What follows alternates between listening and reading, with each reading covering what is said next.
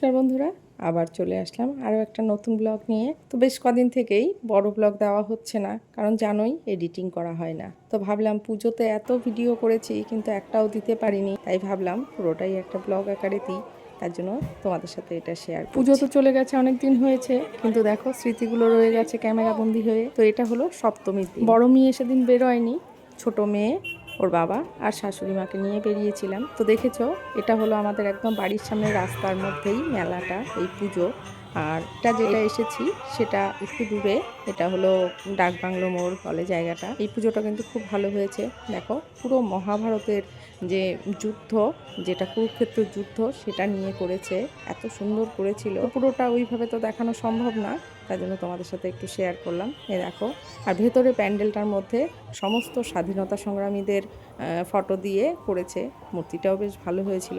এটা কিন্তু এই প্যান্ডেলটা প্রত্যেকবারই খুব ভালো। টোটো করে যতটুকু দেখা গেছে 3-4টে ঠাকুর দেখে আমরা বাড়ি চলে এসেছি, কারণ শাশুড়ি মা হাঁটতে পারে না, বেশি কোমরে যন্ত্রণা, আর বড় মেয়েও যেহেতু যায়নি। আর তাছাড়া ঘর থেকে বেরিয়েই পুরো মেলা দেখেছো। প্রথমে যে দেখালাম সেটা কিন্তু পুরোই আমাদের একদম ফ্ল্যাটের সামনে, এই একদমই পুজোটা সামনে হয়। এরপর কিছু খাবার নিয়ে বাড়ি চলে এসে, এটা হলো অষ্টমীর দিন সকালবেলা। অষ্টমীর দিন সকালে সে আমাদের পাশে ক্লাবের পুজোতে অঞ্জলি দিতে এসেছিলাম, সেটাই তোমাদের সাথে একটু শেয়ার করলাম। এই যে দেখো, আমরা রেডি হয়ে গেছি। আমরা এখন বেরোবো, একটু কলকাতার দিকে যাচ্ছি ঠাকুর দেখতে, সাউথ কলকাতা। দেখি কটা দেখতে পারি। এখন বাজে প্রায় 12টা, কারণ যা ভিড় হয় রাতে তো দেখা সম্ভবই না, ওই দিনের বেলায়। তার জন্য এই যে রেডি। প্রথম থেকে প্ল্যান ছিল 4জনে মিলেই যাব, কিন্তু হঠাৎ করে হাজব্যান্ডের শরীর খারাপ হওয়ায় আমরা আর যেতে পারিনি। আর ছোট মেয়ে তো কান্নাকাটিও যাবেই। তখন বোনকে আর বোনের বরকে ফোন করেছি, তো ওরা ওদিক থেকে আসবে হাজরা মোড়, আর আমরা এদিক থেকে যাব। ও থাকে হাওড়াতে। তো এই দেখো, আমরা হাজরাতে গিয়ে হাজরার ঠাকুরটা ফার্স্ট দেখেছি। ওরা ওদিক থেকে এসেছে, আমরা মেট্রো করে এদিক থেকে গেছি। এই ঠাকুরটা ফার্স্ট দেখেছি, দেখে তারপর আমরা সাউথ কলকাতার সমস্ত ঠাকুর ওই দিক দিয়েই দেখেছি। এই ঠাকুরটা দেখো, দেখতে কিন্তু খুব সুন্দর হয়েছে। এই জায়গাগুলো আমার খুবই পরিচিত, কারণ আমি এই জায়গাটায় আগে থাকতাম হোস্টেলে, বিয়ের আগে, কলেজে যখন পড়েছি তখন। তো ওখান থেকে আমরা হেঁটে ভেতর দিয়ে চলে গেছিলাম, অটো করে কিছুটা গিয়ে তারপর হেঁটে আমরা এসেছি। এটা হলো ম্যাডক স্কোয়ার। ম্যাডক স্কোয়ারে এসে দেখি এখানে ভোগের প্রসাদ খাওয়াচ্ছে, আর ভোগটা যা টেস্টি ছিল। মেয়েরা তো প্রথমে খাবেই না, তারপর তো খেয়ে বললো সত্যি খুব ভালো হয়েছে। ম্যাডক স্কোয়ার দেখে তারপর আমরা আবার ভেতর দিয়ে অটো করে চলে গেছি। দেখো, সিংহী পার্ক। এই সিংহী পার্কের ঠাকুরটা দেখে, পাশে আরও কয়েকটা দেখে তারপর আমরা ওখান থেকে গেছি হিন্দুস্তান পার্কটা দেখে। তারপর মাঝখানে একটু আইসক্রিম খাওয়া হলো, আমি একটু চা খেলাম। সবাই আইসক্রিম খেয়েছি। খেটে তারপর আমার হঠাৎ মনে পড়লো আমি তো চা খাইনি, চা না খেলে আমার মাথা যন্ত্রণা করে। তারপর ওরা আর চা খায়নি, তো আমার বোনের বর আর আমি চা খেলাম।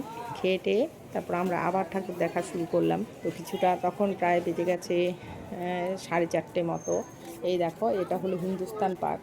তো হিন্দুস্তান পার্কের ঠাকুরটা করেছে, খারাপ করে সব। এবার যেটা দেখলাম, ঠাকুরের আদলটা অনেক জায়গায় একই রকম।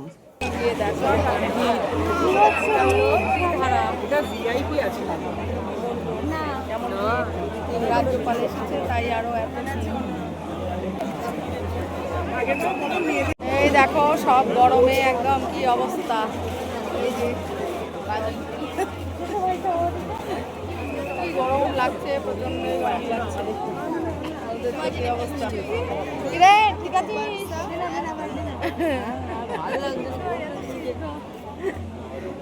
কলকাতার ঠাকুর দেখার শখ মিটল।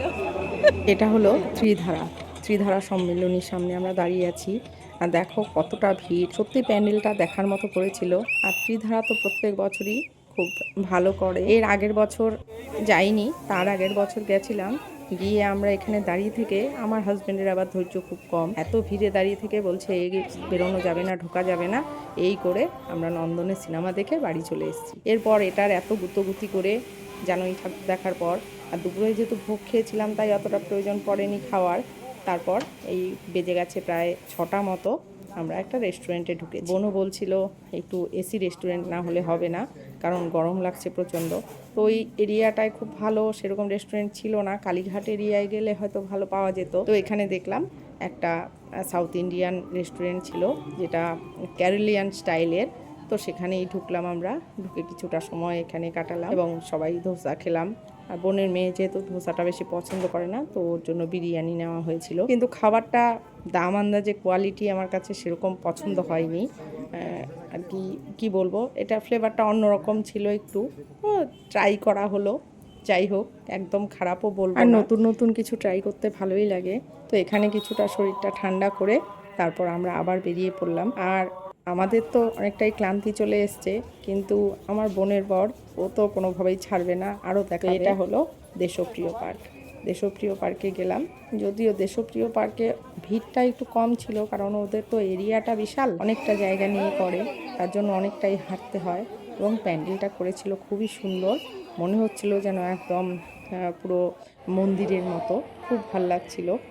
কোন জায়গার মন্দির করেছে সেটা আমি বলতে পারবো না, কিন্তু বাইরের দিকটা ছিল কিন্তু একটা শিপ, সেটা শিপের মধ্যে ভেতরে মন্দির, এরকমই করেছে। ওদের থিমটা আমি ঠিক জানি না, কিন্তু দেখতে খুব ভালো লাগছিল। ত্রিধারায় যেমন করেছে, কৈলাসের মন্দির করেছিল, সেটা শিবের মন্দির। এরপর আরও বেশ কয়েকটা ছিল, দেখার জন্য বলছিল, কিন্তু এদিকে বেজে গেছে প্রায় 7টা। আর আমার বোন আর বোনের বর বললো তোমাদের আর বাড়ি যেতে হবে না, কারণ এখন যেতে প্রচণ্ড ভিড় চতুর্দিকে, তো চলো একসাথে আমরা আমাদের বাড়ি চলে যাই হাওড়াতে। তো আমরা দেখো একটা ট্যাক্সি করে সবাই মিলে চলে গেছি ওর বাড়িতে। তাই আমি আর বারাসাতে ফিরে যাওয়ার সময়ও অনেকগুলো ঠাকুর দেখতে পেলাম। এরকম এটা হলো নবান্ন, আর সেকেন্ড ব্রিজটা তো দেখতেই পাচ্ছ। ব্রিজটা ক্রস করে ওই পারে ওদের ফ্ল্যাট। এটা হলো মন্দিরতলা। মন্দিরতলার করেছিল প্রেম মন্দির। আমরা আর গাড়ি থেকে নামিনি, এভাবেই দেখলাম। দেখো খুব সুন্দর হয়েছে। এরপর দিন বোনের বর এনেছিল খাসির মাংস আর খাসির তেলের বড়া, নানা কিছু খাওয়া দাওয়া করে আমরা দুপুরের পর বেরিয়ে বাড়ি চলে এসেছি। এই দেখো দুই বোন মিলে খাচ্ছে। আর সেদিনটা আবার রাতের বেলা বোনের বর বলেছিল রেস্টুরেন্টে যেতে, আমরা আর যাইনি, বাড়িতে সমস্ত কিছু নিয়ে এসেছিল খাবার, চিকেন ভর্তা, নান, সব কিছু। সেখানে খাওয়া দাওয়া করে মসজিদে কাটিয়ে পরের দিন দেখো খেয়ে দিয়ে বাড়ির উদ্দেশ্যে রওনা দিয়ে দিয়েছে। বাড়ি এসে আবার রাতের বেলা, যেহেতু ওর শরীর ভালো ছিল না, ও বেড়াতে কোথাও যেতে পারেনি, তাই দুজনে মিলে একটু বাইকে করে ঠাকুর দেখতে বেরিয়ে পড়লাম। এটা ছিল নবমীর দিন, মেয়েরা আর বেরোয়নি, ওদের খাওয়া দাওয়া বানিয়ে দিয়ে লাচ্ছা পরোটা তড়কা বানিয়ে দিয়েছিলাম, দুজনে বেরিয়েছি। পর দেখো দুজনে মিলে একটু কুলফি খেলাম, একটু মজা করে বাড়ির সামনেই দাঁড়িয়েছিলাম এখানে। এরপর নবমীটা ওইভাবে কাটালাম। সব ভিডিওগুলো করা আছে, কিন্তু এডিট করার সময়ই পাচ্ছি না। তারপর আসলো লক্ষ্মী পুজো, সব কিছু মিলিয়ে এত দেরি হয়ে গেল দিতে। যাই হোক, কেমন লাগলো অবশ্যই কমেন্টস করে জানিও।